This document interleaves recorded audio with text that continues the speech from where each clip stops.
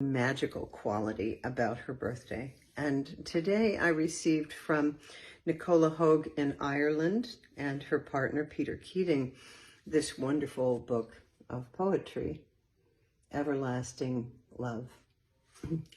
Nicola is, and I'm going to tag her on Instagram because she's here on Instagram. She's a psychotherapist, mom of 2 from County Limerick. Peter Keating is a writer and father of 3 from Dublin. And these 2 became friends in September of 2020, both passionate advocates for freedom. Their friendship deepened until March 2022, when they finally acknowledged what their hearts had been trying to tell them for some time. The poems in this book are presented chronologically. They're the product of the emotional intensity of the 4 weeks that finally brought Nicola and Peter together and changed their lives forever. They're so beautiful. I want to just read you Nicola's. Longing. I accepted the crumbs, pieces of men, backs turned, facing in another direction, the occasional glance over their shoulder to see that I'm still there. The delicious dizzying high of being seen, alive, juicy, connected, on the edge of something incredible, pulling the heart out of myself. Wild dreams of romance with someone who cannot give it. The ecstatic high of the view from the sunny mountaintop, glistening in snow, the crushing avalanche that follows. He's not available. I know this place. I bet you do too. Okay, I continue. Looking around to see the child buried under the snow, I take her hand and tell her, you don't need to give yourself away anymore. I will stand and protect your heart now. Protect your heart. Protect your heart. I thought this book was a sign, getting this today. Many of you know about this time in 2020 when we were speaking nightly. This is the 2 of them now in this magical Limerick County in Ireland, where I hope to go. And getting this today for me was a sign of things to come, and I'm hoping it's a sign for things to come to you as well. Elena Denon posted a YouTube video where she told us that if we truly use our power to visualize, to be in the present moment, and to put in our intention or prayer out there for what we'd like the timeline on Earth to look like, you can affect the Schumann resonance. They get at 1,000 people doing this, but she recommends we do it once a day, 5 minutes. And you can energize it with a crystal. She recommends a quartz crystal. I have a bunch of them. I'll bet you do as well.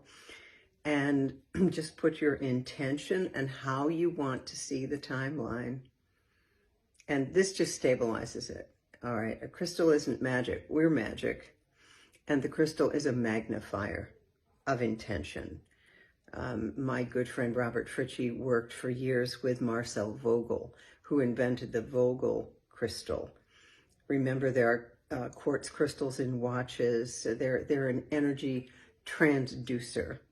So you use the crystal just to hold the energy. Did any of you remember that second Superman movie? You might have seen it years ago. This was with Chris, I can't remember his name, but man, did I like him. Anyway, they went into a crystal cave, and all of the records of humanity were stored in crystals. And I remember looking at it, saying, that's the truth. That's the truth. So whatever it is that your heart desires, just know that your imagination is really powerful. Yes, you have to take care of that inner child, just like Nicola's first poem. And then, as we are taking care of the child, as we're taking care of the wounded person within us, at the same time, you can put your intention out into the universe. Feel it. It's emotional. Emotion does the work. Feel what it will be like. To be, if this is your path, to be cherished, to be held, To have a man truly see you, if that is your goal. I love listening to or reading Peter's work here. Growing old.